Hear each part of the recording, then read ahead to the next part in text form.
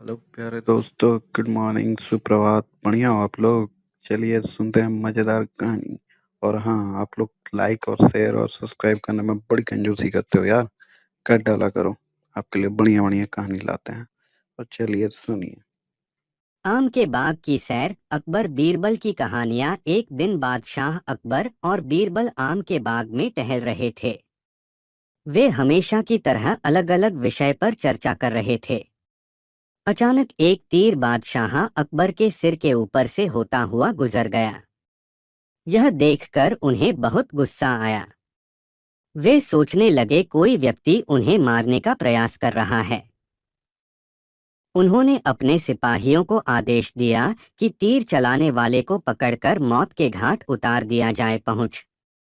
देर बाद दो सिपाहियों ने एक लड़के को घसीटते हुए राजा के पास ले आए, जो बहुत डरा हुआ दिखाई दे रहा था। एक सिपाही ने कहा, जहांपना, इसी लड़के ने आप पर तीर चलाया है। अकबर बोले, लड़के, तुमने हिंदुस्तान के बादशाह अकबर पर तीर चलाया है, तुम्हें माफ नहीं किया जाएगा। नहीं नहीं, मैंने ऐसा कुछ नहीं किया, लड़का रोता हुआ बोला।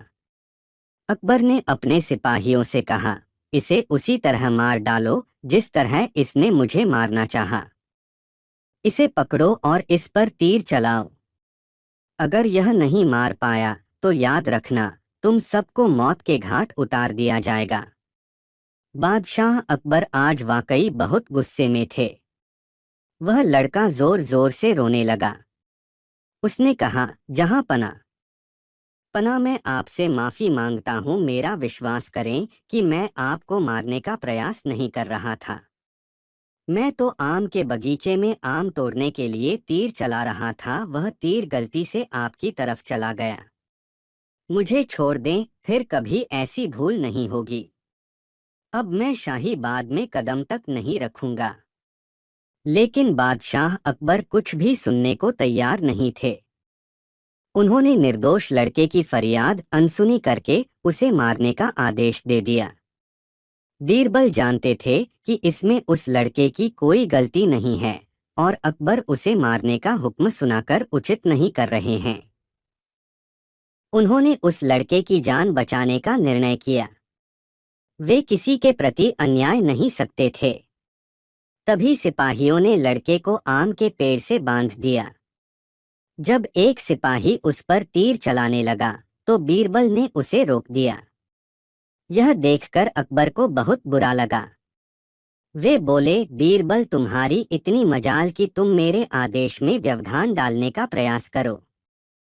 इस लड़के ने हिंदुस्तान के बादशाह पर वार किया है, आखिर इसे अंजाम भुगतना ही पड़ेगा। बीरबल अपने दोनों हाथ जोड़ते हुए विनम्रता पूर्वक अकबर से बोले, जहांपना, आपसे माफी चाहूंगा, परंतु यह तो अन्याय है।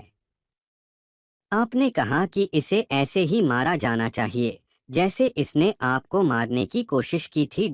ऐसे में सिपाही को आम के पेड़ पर निशाना लगाना चाहिए ताकि वह निशाना चुके और इस लड़के को तीर आकर लगे।